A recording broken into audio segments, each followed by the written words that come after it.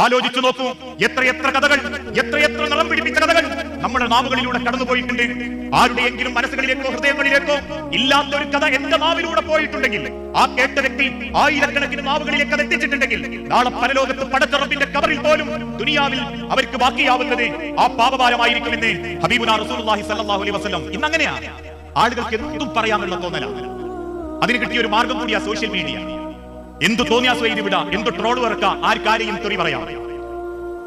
ആളുകൾ കേൾക്കാത്തവനെ കേൾപ്പിച്ചോണ്ടിരിക്കുക. നിങ്ങൾ കാണുന്നില്ലേ എന്തുദ്ദേശത്തിലാണ് ആ നന്മ അല്ലെങ്കിൽ ആ തിന്മ പ്രചരിപ്പിക്കുന്നത്? ഒരു കാരണമില്ലാത്തതിന്റെ പേരിൽ പടച്ചോൻ പൊറുത്താനും പടപ്പൊളി പൊറുക്കാത്ത ഒരു കാലായി കാലഘട്ടം. കോഴിക്കോട് സിറ്റിയിലുള്ള ഒരു പോലീസ് ഉദ്യോഗസ്ഥൻ ആ ചെറുപ്പക്കാരന് പരാതിയായി കിട്ടിയ ഒരു വൃത്തികെട്ട പോസ്റ്റ്, ഒരു പിക്ചർ അറിയാതെ കൈ തട്ടി അദ്ദേഹത്തിന്റെ സോഷ്യൽ മീഡിയയുടെ വാട്സ്ആപ്പ് ഗ്രൂപ്പിൽ ഷെയർ ചെയ്യപ്പെട്ടു. ഓരോരുത്തരും അത് കണ്ട് ബോധ്യപ്പെടുത്തിയപ്പോഴേക്കും അയാൾ അത് ഡിലീറ്റ് ചെയ്തെങ്കിലും ചില വ്യക്തികൾ അത് വിടാൻ ഒരുക്കല്ലായിരുന്നു.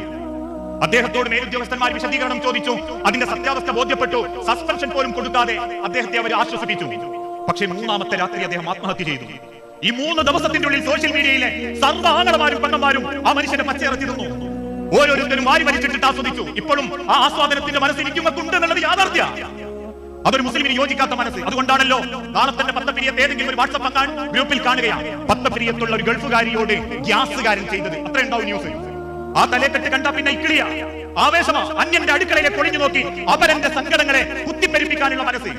അത് രാഷ്ട്രീയക്കാരനാവട്ടെ, കുറെ കാലം സരിത, കുറെ കാലം സ്വപ്ന. രാഷ്ട്രീയ നേട്ടമുണ്ടാക്കാൻ വേണ്ടി പലരും അടുക്കളയുടെ പിന്നാമ്പുറത്ത് കൊണ്ടുവച്ച ഒരു കഥയുടെ പിന്നാലെ പോയി സ്വന്തം പരലോകം നഷ്ടപ്പെടുത്തിയ എത്ര മുസ്ലിമീങ്ങൾ നമ്മുടെ കൂട്ടത്തിലുണ്ട്.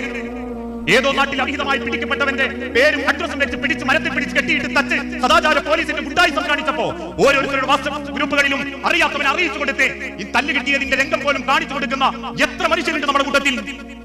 ഇക്കൈക ദിവസം പോലും വിവരമില്ലാത്ത ചില പെണ്ണുങ്ങൾ കാണിച്ചു കൂട്ടിയ പേക്കൂത്തിന്റെ പേരിൽ ഉത്തമ സമുദായത്തിലെ പെൺമക്കളുടെ ആധുനിക നിറമെന്ന് വ്യാഖ്യാനിച്ച് അതിനെ എഴുത്തുമെഴുതി മുസ്ലിം കുടുംബങ്ങളുടെ പോസ്റ്റുകളിൽ ആ കുടുംബത്തെ താറടിച്ച എത്ര കുടുംബങ്ങളുണ്ട് നമ്മുടെ നാടുകളിൽ.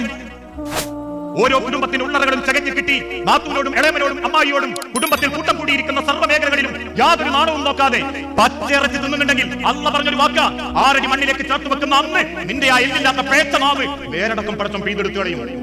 അന്ന് നീ ഖേദിക്കും. നിന്റെ നാവിനെ ഓർത്ത് നീ കരയും.